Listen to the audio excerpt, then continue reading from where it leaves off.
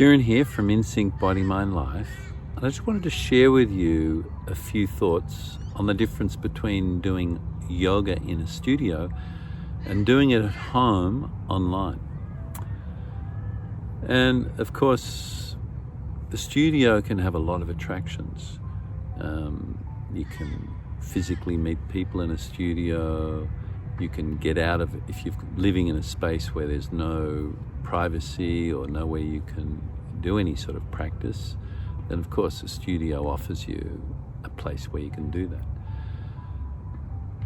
When I first started yoga, and that was a long time ago, at the end of my teens, I had the great fortune of starting a home practice. And my home practice was actually morning and evening. I never got reliant on a yoga studio. Yoga studios were places to go to get an extra. But I was very fortunate to develop a home practice because I would do it at home, and that meant it became a rhythm in my life. When I was traveling, I would continue it, whether I'm in a hotel or any other environment, I would continue my practice. Now, a lot of people I've known over the years whose practice is based on the studio, it's very unfortunate they can't develop a personal practice.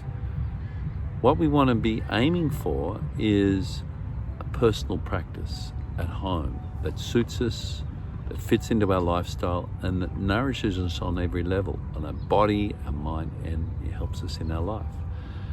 Now, the online studios is a new option because what I've found with online, you can really connect with people. In fact, 20 years ago, I first had the experience of learning to coach, not in person, but this is pre-online, through the phone. I had someone I was coaching regularly who moved to Europe and wanted to continue the coaching session, so we continued on the telephone. And what I discovered is I could really connect with her, and I was able to coach her very effectively on the telephone.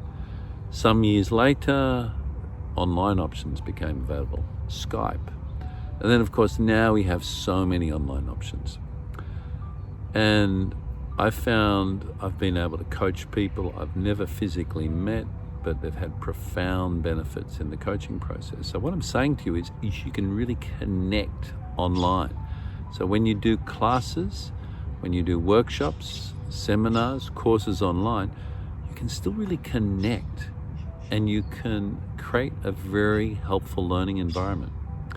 Of course, if you're on a screen for long hours all day, it's nice to get off the screen. But you know what some people do? They hook up their laptop or their phone to the television, and they can see the online class teacher via the television.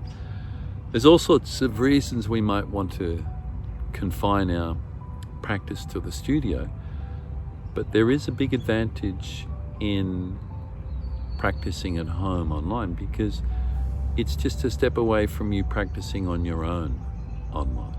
Once you're more familiar with practicing at home, you're going to be able to develop a personal practice.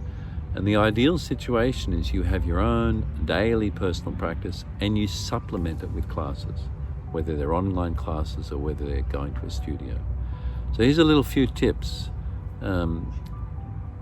If you are opposed to online classes, courses, workshops, maybe just think again, because ultimately you want to make yoga your best friend.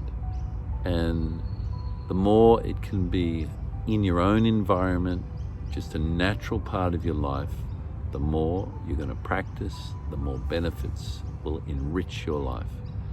And it's just amazing what you can gain through a regular yoga practice. So I'd encourage you just to think twice. If you've decided I don't want to go down the path of any online classes, I want to just stick to studio classes, I'd encourage you just to think a little bit more, because you don't want to cultivate dependency on the outside. The more you cultivate a personal practice at home, the more you're going to evolve and develop more quickly in every way. Okay. Namaste.